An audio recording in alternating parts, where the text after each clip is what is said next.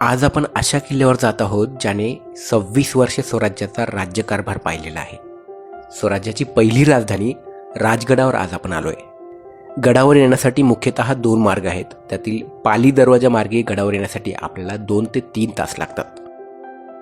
राजगडाचा सर्वात उंच भाग म्हणजे बालेकिल्ला. या बालेकिल्ल्याकडे जाणारा रस्ता खूप कठीण आणि अरुंद आहे.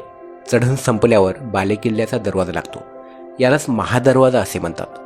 येथून पुढे गेल्यावर चंद्रतळे लागते. तळ्याच्या समोरच उत्तर बुरुज आहे. येथून पद्मावती माची आणि इतर सर्व परिसर दिसतो. राजगडाला एकूण 3 माच्या आहेत. या 3ही माच्या आपण बालेकिल्ल्यावरून बघू शकतो. धुक्यात हरवलेली संजीवनी माची आता आपण बघत आहोत, तर पद्मावती देवीचे मंदिर असलेली पद्मावती माची सुद्धा आपण बालेकिल्ल्यावरून बघू शकतो. 4500 फूट उंच असलेल्या राजगडावरून स्वराज्यातील 10 ते 12 किल्ले आपण बघू शकतो.